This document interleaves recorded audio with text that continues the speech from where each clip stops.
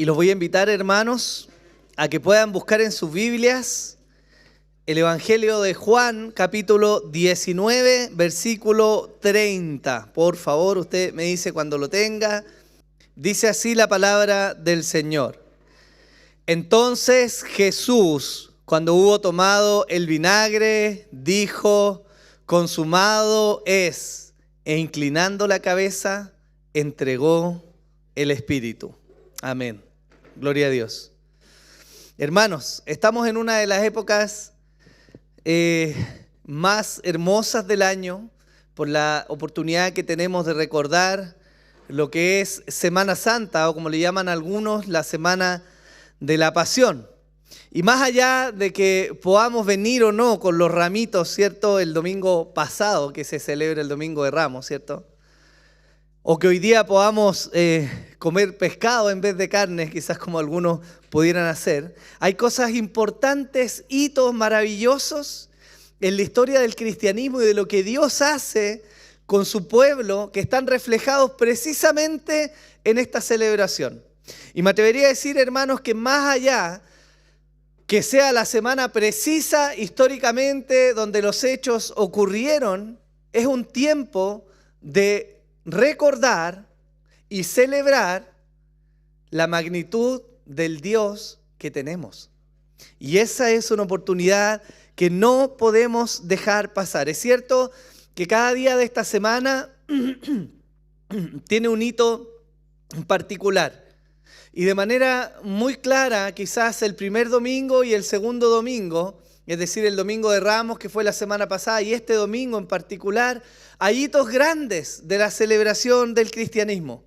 Y vamos a ver hoy día lo que esta enseñanza, lo que el evangelista Juan registra, cómo eso tiene una importancia para nosotros el día de hoy. Más allá de tener un feriado, ¿cierto?, que podemos aprovechar, evidentemente hay algo glorioso y grande que Dios ha querido registrar en su palabra y que es un recuerdo para nuestras vidas. Y me gustaría, hermanos, que antes de que llegáramos quizás al hueso de la enseñanza, a la médula de lo que hoy día vamos a ver, hagamos un recuento de lo que fue la Semana Santa, qué se celebra, qué ocurre cada día. Esta Semana Santa, o la Semana de la Pasión, como me gusta llamarla también, parte con el domingo llamado Domingo de Ramos, que registra la entrada triunfal de Jesús en Jerusalén. En aquel día Jesús es recibido con hojas de palmas y aclamado por la multitud en su entrada a Jerusalén. Ellos miraban al Mesías sin saber que era el Mesías, pero buscaban en Jesús el cumplimiento de profecías del Antiguo Testamento y esperaban equivocadamente de él un líder político y militar que iba a venir a libertar al pueblo. Ciertamente él venía a libertar, pero no de esa manera. La profecía que se cumple ahí está en Zacarías 9:9, escrita muchísimos años antes de que estos hechos ocurrieran. El día lunes tenemos el acontecimiento hito, que es que Jesús limpia el templo. Jesús maldice una higuera. Jesús entra al templo y echa a los cambistas y los comerciantes. Él declara estas palabras: mi casa será llamada casa de oración, pero vosotros la habéis hecho cueva de ladrones. Él deja la escoba ese día en el templo, ¿ya? Y con esto comienza a gestarse con mayor fuerza lo que nos conduce hacia el final de la semana. Los principales sacerdotes, viendo lo que Jesús había hecho y viendo amenazado su poder político y religioso en aquel tiempo, contemplan matar a Jesús. El día martes, Jesús confronta a los principales sacerdotes. Jesús enseña a sus discípulos acerca del perdón. Los principales sacerdotes, los escribas y los ancianos preguntan a Jesús con qué autoridad hacía lo que él estaba haciendo. Jesús les pregunta si el bautismo de Juan era del cielo o de la tierra. Nadie es capaz de responder a la pregunta de Jesús. Y él, de igual manera, se niega a responder las preguntas de ellos. Jesús enseña la parábola de la viña y los labradores malvados. Los principales sacerdotes, los escribas y los ancianos comprenden que esta parábola era contra ellos y envían a algunos fariseos para mirar en qué se equivocaba Jesús para tratar de atraparlo. Jesús responde a los saduceos que en el cielo no habría matrimonio y les confronta diciéndoles que ellos no comprenden las Escrituras.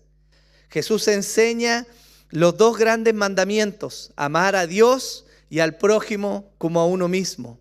Jesús enseña también en el templo y advierte a los fieles que se cuiden de los escribas que devoran las casas de las viudas. Jesús también enseña y declara que de ese templo no iba a quedar piedra sobre piedra. Esta profecía se cumplió después, cerca del 70 después de Cristo. Jesús enseña sobre la destrucción del templo y los tiempos difíciles que iban a venir. El día miércoles, Jesús es preparado para la sepultura. María Magdalena derrama el perfume de alabastro sobre Jesús y lava sus pies con sus cabellos. Judas Iscariote se acerca a los principales sacerdotes y pacta la entrega de Jesús. El día jueves, Jesús celebra la Pascua en la última cena con sus discípulos. Él les declara que uno de los que estaba ahí con ellos le iba a entregar.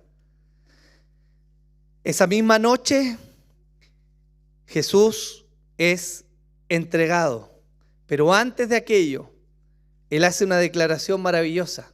Él dice que acaba de inaugurarse un nuevo pacto, uno que está establecido en su cuerpo y en el derramamiento de su sangre. Jesús sale con sus discípulos al monte de los olivos, a Getsemaní, y ora al Padre. Él pide al Padre que, si es posible, pase esta copa, este trago amargo, pero se sujeta a la voluntad del Padre. Después de aquel momento, Judas llega al huerto y, dándole un beso en la mejilla a Jesús, lo delata delante de sus capturadores. Jesús entonces es presentado ante el sumo sacerdote, el cual le enjuicia y le condena a muerte. Jesús es golpeado y escupido en el templo y es presentado también ante Pilato. Ante la disyuntiva de soltar a Jesús, en quien no se halló ninguna falta, o Barrabás, es soltado este último delante del pueblo. Jesús luego entonces es crucificado y muerto. Y en el momento de su muerte ocurre algo maravilloso. El velo del templo es rasgado justo a la mitad. Muchos muertos resucitan. Ocurre un gran terremoto y el cielo se oscurece. Todas esas señales ocurren aquel día. Estamos hablando del día jueves. Comienza a contarse desde el miércoles en la noche para los judíos. El Viernes Santo es un día de lamento, al igual que el sábado.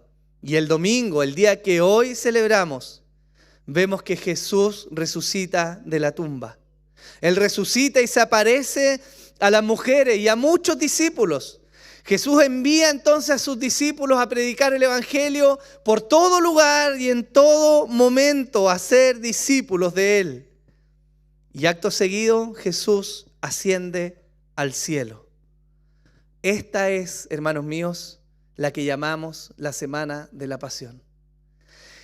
Y en el punto clímax de esta semana ocurre aquellas palabras que leímos al inicio de nuestra reunión. Jesús, estando en la cruz, en el último momento, antes de morir, Él dice: consumado es. Este, hermanos, es el punto más glorioso de la historia de la humanidad. Es el punto clímax. Por miles de años la historia de la humanidad avanzó en un camino que apuntaba a este preciso momento, a la declaración más importante, que es donde Jesús dice: consumado es.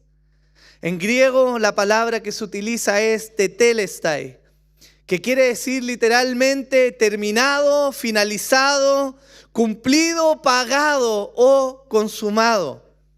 En términos bíblicos, esta palabra se refiere básicamente al término de una acción, de un proceso o al último pago de una deuda que la persona tenía. Esa es la forma en que se usa la palabra. Y sin duda, hermanos, muchas cosas podrían venir a nuestra mente cuando leemos este pasaje. Pero antes de que demos rienda suelta a nuestra imaginación y pensemos qué significa este consumado es, viene una pregunta obvia que tiene un trasfondo muy grande. Esta pregunta es: ¿qué ha sido consumado? Jesús viene a este punto de la cruz. Luego de enseñar, de hacer milagros, prodigios, de caminar sobre la tierra, de mostrar su amor, de sanar a los leprosos, de dar vista a los ciegos, de levantar a los paralíticos, Él anuncia el mensaje del reino, confronta a los religiosos de la época, reinterpreta el Antiguo Testamento a la luz de la verdadera revelación que Él trae, anuncia al Mesías. Es capturado y muerto en esa cruz, pero justo antes de morir, Él dice: he terminado la obra. Y la pregunta es: ¿qué obra Jesús ha terminado? Hay algo en esto que se llama pacto de redención. Y el pacto de la redención es el punto clímax de la historia en la cual la vida del hombre se entrelaza con la vida de Dios. Si miramos atrás en la historia, hermanos, nos vamos a dar cuenta que apenas iniciada la historia de la humanidad, viene uno de los acontecimientos más tristes que leemos en todo el registro bíblico. Adán y Eva gozaban de plena comunión con Dios. Ellos estaban en este jardín maravilloso. Gozaban de toda la belleza de la creación de Dios en medio de animales, de árboles, de plantas, de alimentos. En una comunión perfecta delante de Dios. Sin embargo, a pesar de que ellos eran el pueblo de Dios y disfrutaban de las bendiciones de Dios y estaban en el lugar de Dios y bajo el gobierno de Dios, a pesar de eso, en este punto del relato bíblico, algo terrible irrumpe en la historia y acaba con todo y con toda esta belleza de manera brutal. Un enemigo de Dios había estado rondando en medio del huerto con el único objetivo de dañar la creación especial de Dios, de todo lo que Dios había creado, de animales, de plantas, de la belleza de la tierra y de toda la creación. Él corona la creación con algo especial: Adán y Eva. Criaturas especiales, particulares, diferentes a toda la creación. Nada había como ellos en todo lo que Dios había creado. Nada había que fuera portador de la imagen y la semejanza de Dios. Y Satanás se levanta contra ellos. Y en medio de verdades y mentiras logra engañar a Eva, quien a la vez hace caer a su esposo Adán. Y esta creación maravillosa cae de la gloria de Dios. La Biblia nos lo relata así en Génesis capítulo 3, versículos 8 al 13.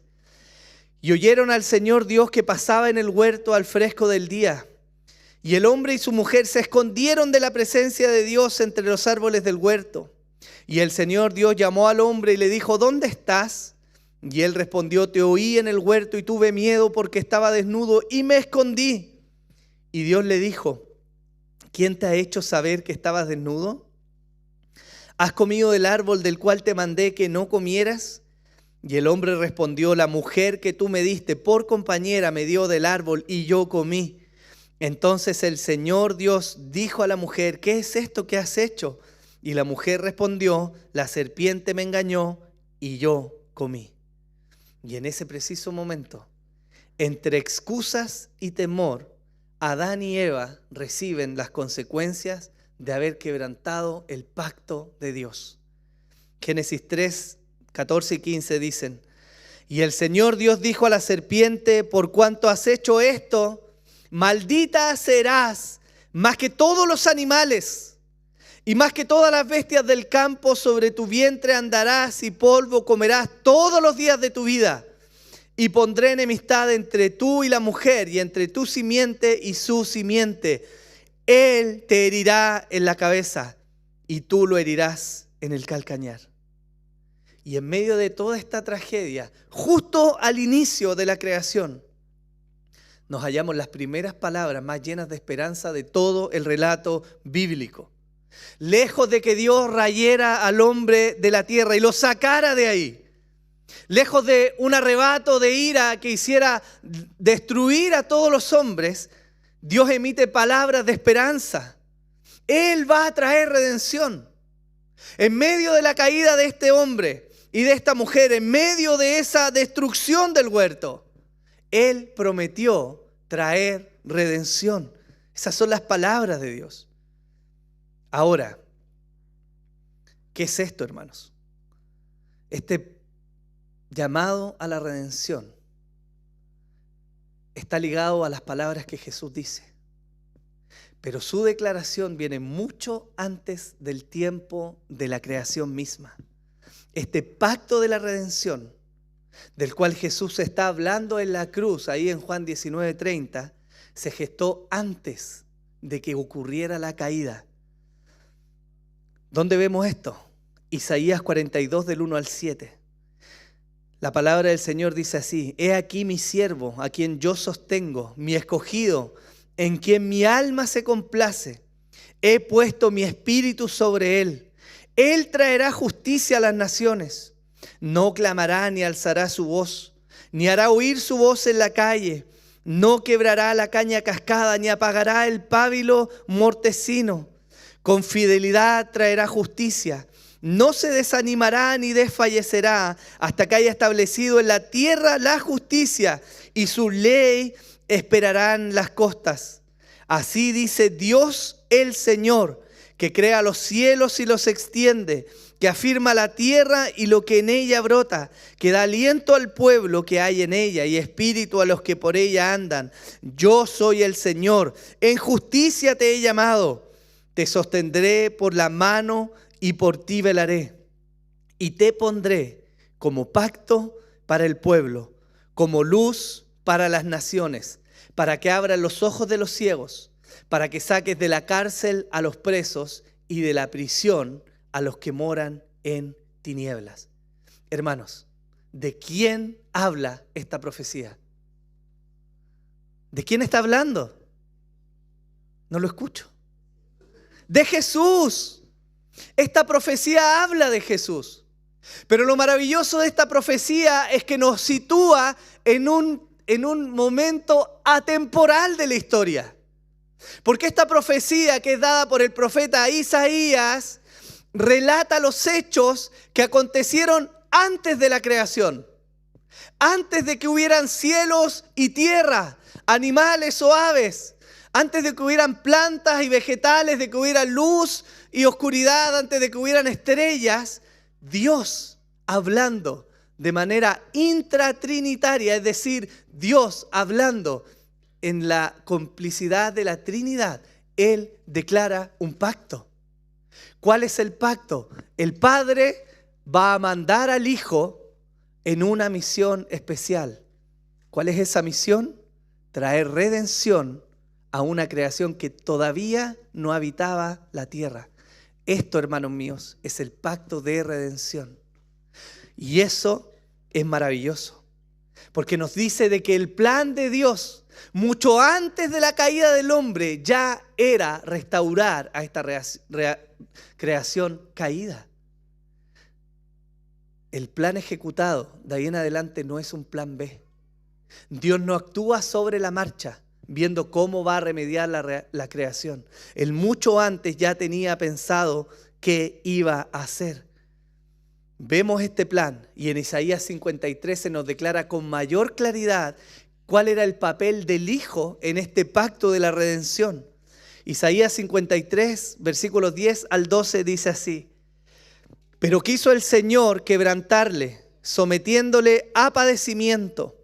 Cuando Él se entregue a sí mismo como ofrenda de expiación, verá su descendencia, prolongará sus días, y la voluntad del Señor en su mano prosperará. Debido a la angustia de su alma, Él lo verá y quedará satisfecho. Por su conocimiento el justo, mi siervo, justificará a muchos y cargará las iniquidades de ellos. Por tanto, yo le daré parte con los grandes, y con los fuertes repartirá despojos, porque derramó su alma hasta la muerte, y con los transgresores fue contado, llevando él el pecado de muchos e intercediendo por los transgresores. Este pacto que ocurre en la eternidad, antes de la creación del tiempo, nos muestra este acuerdo en la Trinidad. ¿Cuál es el acuerdo? El Padre manda al Hijo y el Hijo viene con una tarea especial: redimir. ¿Cómo iba a redimir? Por medio de su muerte, después de vivir una vida perfecta.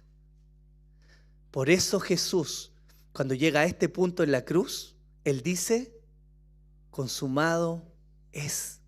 Él trae a cumplimiento este pacto que se hizo en la eternidad. Él viene a declarar que su parte de la misión está completa y de manera perfecta Él se ha entregado para ganar la redención de los pueblos del Señor. Ese es el consumado es. Hermanos, esto es maravilloso porque nos muestra que la parte de Jesús en este pacto ha sido completada. Él ha cumplido su misión. Y usted se preguntará por qué nos importa a nosotros esto. Porque la muerte de Jesús, hermanos, viene a ser el clímax de toda la historia, incluso de antes que se gestara. Este tetelestai de Jesús es la muestra visible a todo el universo de que Él ha sido fiel al pacto que había hecho. Y esto tiene consecuencias. Este pacto y este cumplimiento tiene consecuencias. Una de ellas es que la redención, ahora sí, por fin está comprada y pagada. El precio ha sido entregado. La salvación ha sido comprada. Y el Hijo ahora viene de nuevo a morar en la gloria. Esa es su recompensa en el pacto. Él se entrega obedientemente a morir en la cruz. ¿Cuál es la recompensa? Ser exaltado sobre todo nombre y recuperar una gloria mucho más grande. Y nosotros, hermanos, ¿qué tenemos que ver con este pacto? Bueno, nosotros no somos nada más que los beneficiarios de este pacto de redención. Ahora, hermanos, hay algo más que nos habla esto, porque la historia misma nos mostró a través de todo el Antiguo Testamento, a través de sombras, que los teólogos llaman tipos, cómo era aquel que iba a venir. En Génesis capítulo 22, versículo 12, se nos dice lo siguiente: y el ángel dijo: no extiendas tu mano contra el muchacho, ni le hagas nada, porque ahora sé que temes a Dios, ya que no me has rehusado tu hijo, tu único hijo. ¿Qué episodio estamos leyendo ahí? Este es el momento cuando Dios le pide a Abraham y le dice: dame a tu hijo el único, el que había esperado por 25 años, el hijo de la promesa, por quien iban a venir largas descendencias, y Dios se lo pide y le dice: tráelo porque tienes que entregarlo en sacrificio. Abraham lleva a su hijo a la cima de un monte, prepara con él la leña y pone al único, su único hijo, el hijo de la promesa. Lo pone sobre la madera. Y cuando él levanta el cuchillo, un ángel del Señor viene y le dice: detente, yo sé que tú temes a Dios. Y ese hijo, el único, el hijo de la promesa, no muere, pero es una sombra de lo que iba a venir después. Porque Jesús es verdaderamente ese hijo que no solo estuvo a punto de morir, sino que se entregó de manera efectiva como un sacrificio agradable a Dios. Génesis 28:12 dice, otro relato de la Escritura: y tuvo un sueño, y aquí había una escalera apoyada en la tierra, cuyo extremo superior alcanzaba hasta el cielo, y aquí los ángeles de Dios subían y bajaban por ella. Este relato viene de la historia de Jacob, cuando se encuentra huyendo y en medio de su vida descansa en un lugar y él tiene un sueño, y en ese sueño ve que en ese lugar habían ángeles de Dios que subían y bajaban. ¿Se recuerda ese relato? Bueno, Jesús hizo la siguiente declaración. En Juan 1:51, Él dijo, en verdad os digo que veréis el cielo abierto y a los ángeles de Dios subiendo y bajando sobre el Hijo del Hombre. Ese sueño que tuvo Jacob tiene su cumplimiento pleno en la persona de Jesús. Él mismo declara en Juan 14:6, yo soy el camino y la verdad y la vida, y nadie viene al Padre sino por mí. Jacob lo vio en un sueño y vio esa conexión entre el cielo y la tierra. Pero Jesús viene a ser la verdadera conexión. Él viene a conectar a Dios con los hombres y Él viene a ser el único camino de salvación. Más adelante en la historia tenemos otro hombre conocido, Moisés, que también es tipo de Cristo. Él, con su vida y sus actos, señala cómo iba a ser el Mesías que iba a venir. En Éxodo capítulo 3, versículos 9 y 10 dice, y ahora, he aquí el clamor de los hijos de Israel ha llegado hasta mí, y además he visto la opresión con que los egipcios los oprimen. Ahora pues, ven y te enviaré a Faraón para que saques a mi pueblo, los hijos de Israel, de Egipto. Dios manda a Moisés, este hombre, para traer libertad de la esclavitud al pueblo de Israel, ¿o no? Eso es lo que leemos. Y Jesús declara lo siguiente en Juan 8:36. Así que, si el Hijo os hace libres, seréis realmente libres. Él es el verdadero libertador. Ya no solo de una esclavitud física, sino de una esclavitud espiritual. En otro momento de la historia, Moisés es mandatado por el Señor a sacrificar un cordero único, especial, sin mancha, y a bañar los dinteles de las puertas de sus casas con la sangre de este cordero. ¿Qué tipificaba esto? Que cuando el ángel de la muerte viniera sobre las casas y se hallara la sangre derramada en los dinteles, el ángel de la muerte pasaría de ese hogar y los primogénitos de Israel serían salvados. En Éxodo 12, versículos 5 y 6, declara, el cordero será un macho sin defecto de 1 año. Lo apartaréis de entre las ovejas o entre las cabras, y lo guardaréis hasta el día 14 del mismo mes. En toda la asamblea de la congregación de Israel, toda la asamblea de la congregación de Israel lo matará al anochecer. Y esto es precisamente lo que estamos viendo en Jesús. Es Él el verdadero Cordero Pascual. Números 21:9 se nos dice, y Moisés hizo una serpiente de bronce y la puso sobre el asta. Y sucedía que cuando una serpiente mordía a alguno y éste miraba a la serpiente de bronce, vivía. Y en Juan 3, versículos 14 y 16, dice, y como Moisés levantó la serpiente en el desierto, así es necesario que sea levantado el Hijo del Hombre, para que todo aquel que en él cree tenga en él vida eterna. Porque de tal manera amó Dios al mundo que dio a su Hijo unigénito, para que todo aquel que cree en él no se pierda, mas tenga vida eterna. ¿Saben qué es curioso? Que Jesús es entregado y sacrificado en una fecha muy especial para el pueblo judío. ¿Saben qué fecha es? La celebración de los huevitos de chocolate. No, hermano. De la Pascua. Jesús es entregado en la Pascua. Y Él viene a mostrar en sí mismo el cumplimiento de todas las sombras que hacia el Antiguo Testamento se habían levantado. Él es el Cordero. Ese Cordero perfecto que vivió una vida íntegra, digno delante del Señor. Ese verdadero sacrificio que Dios anhelaba es Jesús. Él es sacrificado en la Pascua y Él viene a libertar a los hijos de Israel de la verdadera muerte y es entregado justamente en la Pascua y es levantado. ¿Para qué? Para que todos los que miren aquella cruz entonces reciban salvación. Hermanos, Jesús es la verdadera fuente de sanidad. Todo aquel que mire a Él será sanado, libertado del pecado y no probará jamás la muerte. En Jesús, hermanos, se halla la sustancia de la sombra que por largos años fue anunciada en el Antiguo Testamento. De igual manera, Él se revela como el enviado de Dios en el pacto de redención.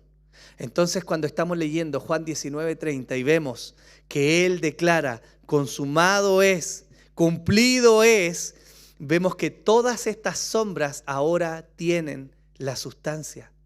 Si usted toma un objeto, hermano, y lo pone a contraluz y lo proyecta contra una pared, usted seguramente va a ser capaz de distinguir rasgos de aquella figura, ¿o no? Si toma un cilindro, va a haber seguramente una figura alargada en la pared.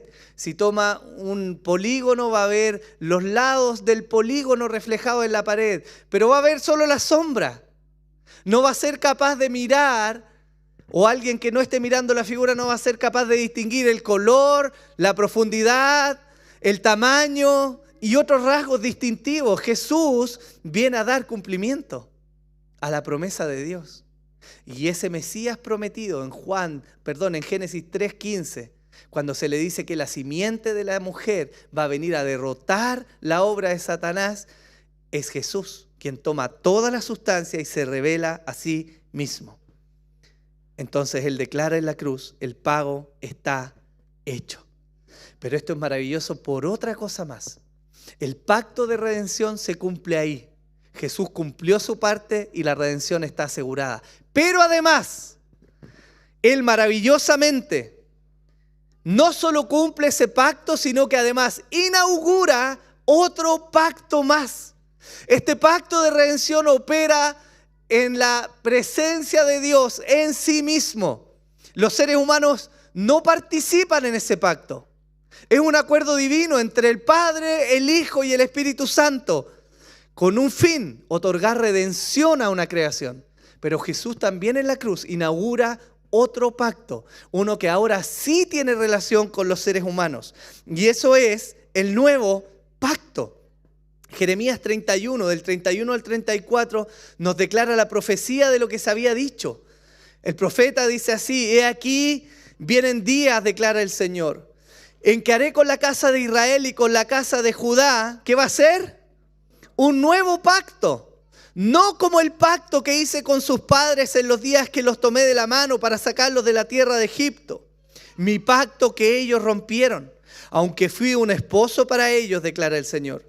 Porque este es el pacto que haré con la casa de Israel después de aquellos días, declara el Señor. Pondré mi ley dentro de ellos y sobre sus corazones la escribiré. Y yo seré su Dios y ellos serán mi pueblo. Y no tendrán que enseñar más cada uno a su prójimo y cada cual a su hermano, diciendo: conoce al Señor, porque todos me conocerán, desde el más pequeño de ellos hasta el más grande, declara el Señor. Pues perdonaré su maldad y no recordaré más. ¿Qué? ¿En el marco de qué está esta declaración? En el marco de un pacto nuevo, el nuevo pacto. Y el nuevo pacto, hermano, no es simplemente una renovación de pactos antiguos, es nuevo y tiene beneficios maravillosos. Este nuevo pacto declara que la ley de Dios iba a vivir en el corazón del pueblo de Dios. Dios iba a ser el Dios de ese pueblo y ya no iban a tener que enseñarse el uno al otro diciendo: conoce al Señor, porque todos lo conocerían. La maldad, por consecuencia, iba a ser perdonada y el pecado olvidado. ¿En qué marco? En el marco del nuevo pacto, ¿cierto? Si comparamos el antiguo pacto y el nuevo, no hablando de los testamentos, estoy hablando del pacto, vamos a encontrar diferencias sustanciales. El antiguo pacto se podía romper y el pueblo lo rompió, es la declaración del Señor. Dios trajo juicio sobre Israel porque ellos rompieron el pacto con Dios. No permanecieron fieles. A pesar de que Dios los buscó y Dios los llamó y Dios les envió profetas una y otra vez, ellos rompieron el pacto de Dios y fueron infieles y Dios los castigó. Ese pacto se podía romper. El antiguo pacto demandaba un constante suministro de animales para limpiar el pecado. Constantemente el pueblo tenía que venir y ofrecer sacrificios para que su pecado fuera cubierto una y otra vez y otra vez por los años de los años en que el pueblo vivió bajo ese pacto. La pertenencia al antiguo pacto era de alguna manera política. ¿Quiénes pertenecían al antiguo pacto? Todos aquellos hijos nacidos que a los 8 días eran circuncidados, ellos pasaban a ser parte del pueblo de Dios. ¿Sí o no? Los niños eran incluidos. Por lo tanto, el pueblo del pacto era un pueblo político, no necesariamente espiritual. Y ahí una diferencia grande. La dependencia del pacto antiguo, la permanencia, dependía de los hombres.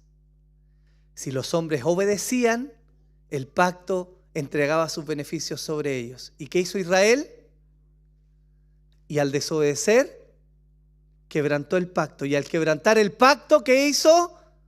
Perdieron los beneficios del pacto. Ese es el antiguo pacto. Y el nuevo pacto declara algo diferente. Primero que todo, es un pacto irrompible por los hombres. Porque el nuevo pacto no se celebra demandando algo de los hombres más que fe. No hay una demanda de los hombres a permanecer en el pacto con sus fuerzas y su sacrificio, sino mediante la fe de aquel que había sido entregado. Es por la obra de Cristo, hermanos, quien es garante de este pacto, que el pueblo permanece en este pacto. El nuevo pacto, a diferencia del antiguo, donde se tenían que presentar muchos animales muchas veces en largo tiempo, recibe ahora un solo sacrificio. ¿Quién será ese sacrificio? El Cordero perfecto. Un solo sacrificio entregado una vez y para siempre. Ya no es necesario el sacrificio constante. El nuevo pacto entrega bendición y beneficios a aquellos que tienen la fe en Jesús. Por lo tanto, ya no es un pacto de obras, sino un pacto de fe, de gracia. Y hay un cambio sustancial. ¿Y por qué somos bautistas? Quiero hacer ese énfasis. Porque la permanencia del nuevo pacto o la inclusión en el nuevo pacto ahora no es política. No es para los que habitan en mi casa. Es para los que tienen fe en Jesús. Por eso el nuevo pacto, dentro de sus condiciones, dice: ya no se van a enseñar uno a otro diciendo conoce al Señor, porque en la historia de Israel pasaba precisamente eso. Vemos hombres como Samuel, un hombre consagrado que conocía a Dios, pero los hijos de Samuel no lo conocían y eran parte del pacto. Vemos hombres como Saúl que estaban ahí delante de Dios y que de alguna manera trataban con Dios, pero no conocían a Dios, porque estaban en un pacto que era político para ellos. Pero el nuevo pacto no es así, porque el nuevo pacto llama a los creyentes a formar parte de este pacto. Y donde hay creyentes, no hay necesidad de que alguien te diga, conoce al Señor. ¿Se entiende, no? ¿Sí? Perfecto. Hermanos, este es un tema muchísimo más extenso de lo que yo les estoy diciendo ahora. Pero quiero llevarlos a lo siguiente. El autor de Hebreos, en Hebreos 10, declara lo siguiente: y ciertamente todo sacerdote está de pie día tras día, ministrando y ofreciendo muchas veces los mismos sacrificios que nunca pueden quitar los pecados. Pero él, habiendo ofrecido un solo sacrificio por los pecados para siempre, se sentó a la diestra de Dios, esperando de ahí en adelante hasta que sus enemigos sean puestos por estrado de sus pies, porque por una ofrenda Él ha hecho perfectos para siempre a los que son santificados. Y también el Espíritu Santo nos da testimonio. Porque después de haber dicho, este es el pacto que haré con ellos, después de aquellos días, dice el Señor, pondré mis leyes en su corazón y en su mente las escribiré, añade, y nunca más me acordaré de sus pecados e iniquidades. Ahora bien, donde hay perdón de estas cosas, ¿qué dice ahí? Ya no hay ofrenda por el pecado. El nuevo pacto es maravilloso. Es realmente potente, profundo y grande. Y lo tremendo de esto es que en la cruz se concilian el cumplimiento del pacto de redención y la inauguración del nuevo pacto en la sangre de Jesús. Por lo tanto, cuando Él dice consumado es, Está diciendo, la obra de redención está asegurada y ahora a los que son de mi pueblo están en un mejor pacto. Uno que no pueden romper. Uno que ha sido entregado y pagado por Jesús. Hermano, si estás en este nuevo pacto, si has sido llamado, tú no puedes quebrantar lo que Dios ha comprado para ti.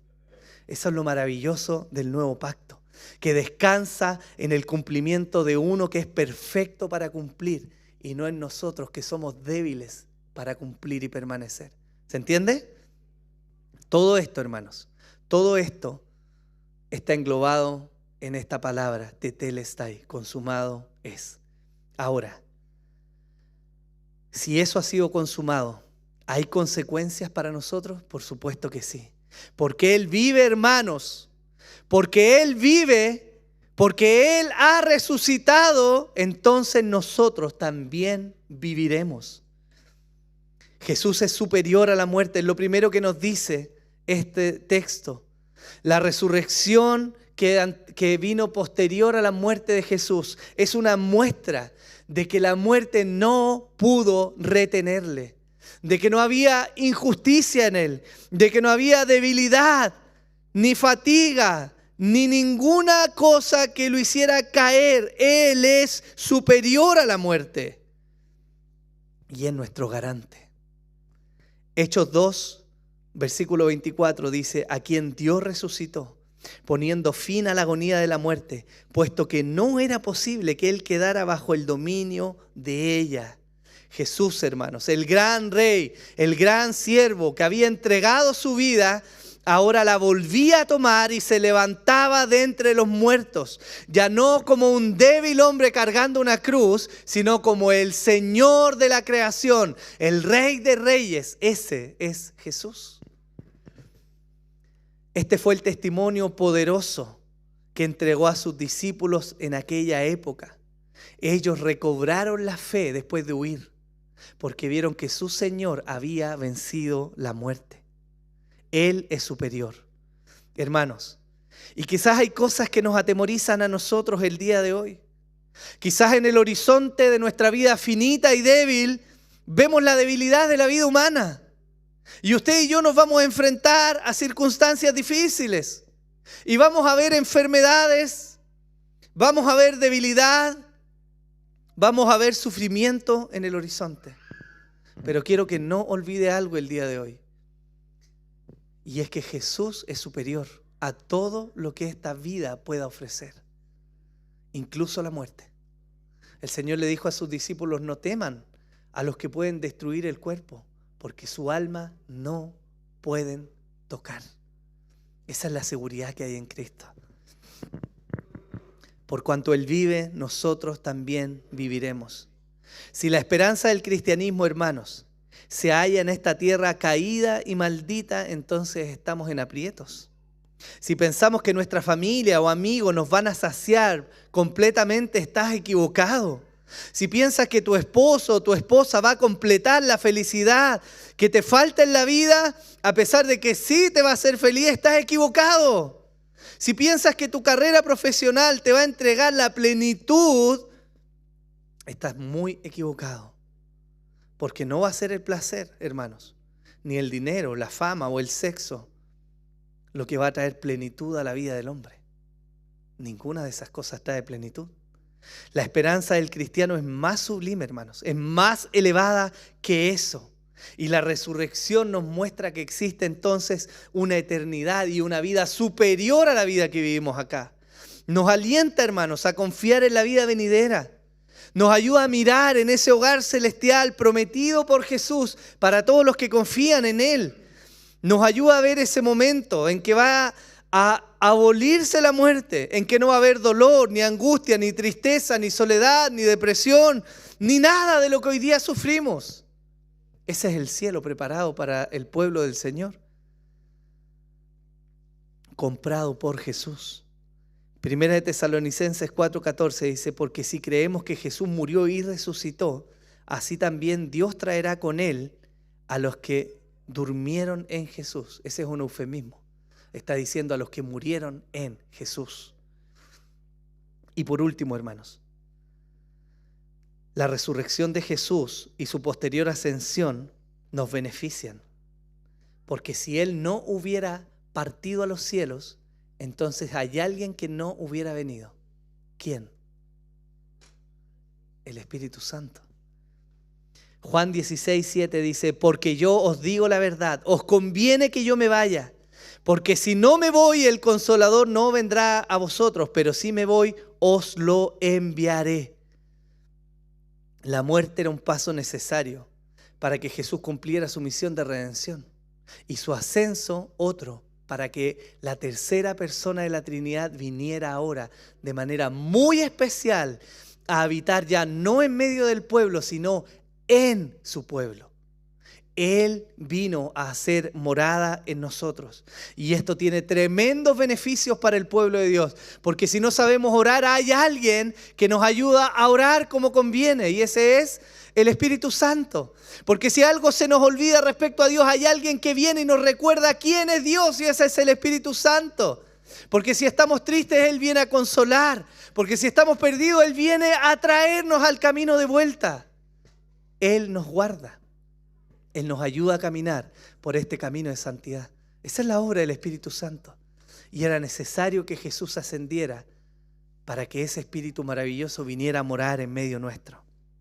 Hermanos, Semana Santa es una ocasión realmente especial para recordar la tremenda obra que Jesús hizo en la cruz.